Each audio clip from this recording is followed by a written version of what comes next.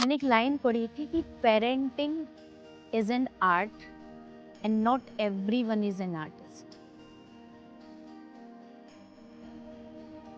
Time क्या हो गया है कि मुझे ये बात खलती भी है और मुझे लगता भी है इस दुनिया में हर चीज़ के कोर्स होते हैं, डॉक्टर बनने के, इंजीनियर बनने के, साइंटिस्ट बनने के, लेकिन पेरेंट बनने का कोई कोर्स नहीं है। तो इसका मतलब है सब अपनी मर्जी से करें। यहाँ कोई एक सिलेबस नहीं है, एक तरीका नहीं है, एक प्रोसेस नहीं है कि सबको ये फॉलो करना है। इसका मन किया इसे थोड़ा सा सॉफ्ट रहना है तो पेरेंट सॉफ्ट रहेगा, किसी का मन किया उसको थोड़ा सा हार्श होना है वो हार्श हो रहा है।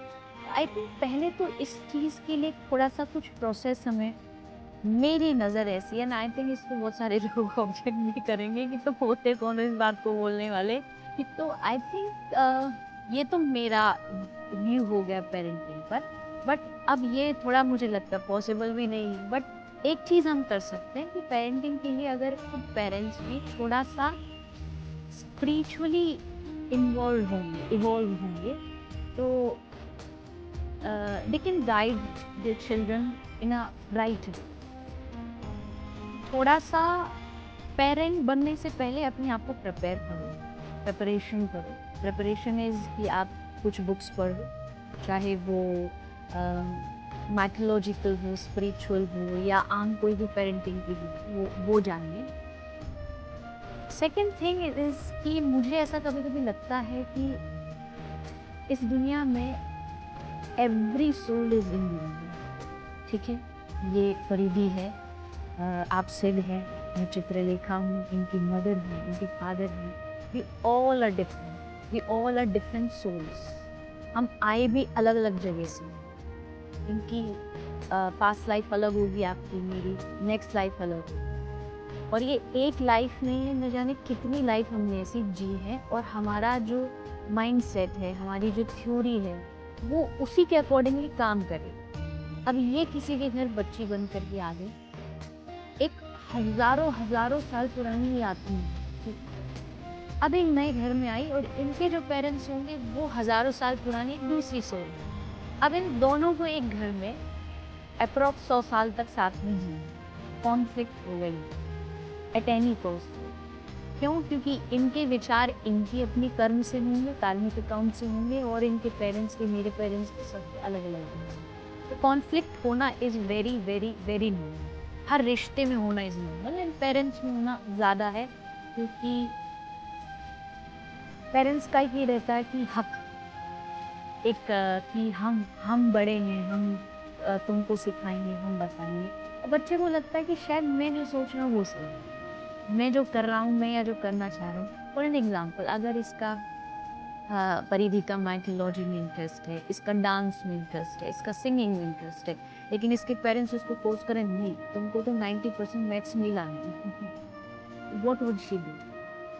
अपनी या तो इंटरेस्ट को मारे या अपनी आत्मा को मारे, and that's not correct. Her parents को ये बात समझनी चाहिए कि हर बच्चा एक अलग कलर लेके इस दुनिया में आता है, एक अलग हैबिट लेके आता है, एक अलग इंटरेस्ट लेकर आता है।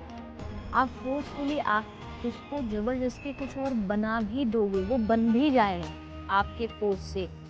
बट एक टाइम आएगा जब वो कहेगा कि ये सब गलत है, आपको ही करेगा, 100% आपको ब्लेम करेगा। आई थिंक गाइडेंस जरूरी है, प्रेशर जरूरी है। गाइडेंस इज बताना कि ये गलत है, ये सही है, आपको ये करना चाहिए, नहीं करना चाहिए। बट अगर आप उसको प्रेशराइज करें किसी भी कॉस्ट पर, आपके रिश्ते भी जुड़े हैं। क्योंकि अक्सर मैंने बच्चों को मेरे पास आके देखा, रोते देखा। हम करना चाहते हैं, पेरेंट्स नहीं करने देते।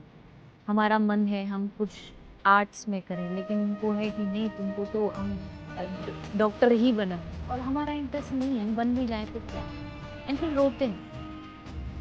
मुझे ऐसा लगता है कि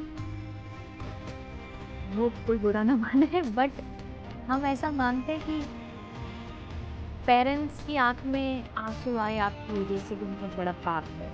बट पेरेंट्स की वजह से अगर बच्चों की आंख में आंसू भी आ रहे तो ये भी तो पाप है, क्योंकि आत्मा तो उनकी भी दुखी है, सोल तो वो भी है। तो ये चीज़ अगर थोड़ा-सा हम समझ जाएँगे पेरेंट्स की ओर से और अब बच्चों की ओर से, बच्चों का जो दायित्व है, जो ज़िम्मेदारी है, वो 100% ये है कि अपनी तरफ से पूरी कोशिश करे, उनके मुताबिक चले, उनके हिसाब से चले। जहाँ बिल्कुल नहीं बन पा रहा तो बैठ कर के समझाए और उस बात को पेरेंट्स समझें। क्योंकि समझाने की हिम्मत भी वहीं आती है जब सामने वाला समझने को हो। यहाँ पता हो एक्सेप्ट कर लिया जाए। मैं कथाओं में भी एक बात बोलती हूँ कि जब बच्चा पहली बार कोई गलत काम करके आता है और पहली बार आकर के वो हिम्मत करके अपने पेरेंट्स को बताते हैं कि आज मैंने ये गलत काम किया, आज मैंने दोस्तों के साथ स्मोकिंग करी। अगर उस टाइम उसको अच्छे से हैंडल नहीं किया गया, अगर उसी टाइम उसको डांट फटकार लगा करके उसको रोकने की कोशिश करी गई, सेकंड डे से वो आपको हर बात बताने लगेगा या झूठ बोलना शुरू करेगा। झूठ बोलना बच्चे तभी सीखते हैं जब उनको एक्सेप्टेंस मिले। या तो आप एक्सेप्ट करो और फिर उसको धीरे-धीरे समझाएंगे तो अब वो दोस्तों के पास क्यों जाके खुल के बोल देता है कि मैंने गलत किया, क्योंकि सब पता है। हाँ, उसको एक्सेप्ट कर लिया। अगर यही काम थोड़ा पेरेंट्स करेंगे तो वो बताने में उसकी जो हेजिटेशन है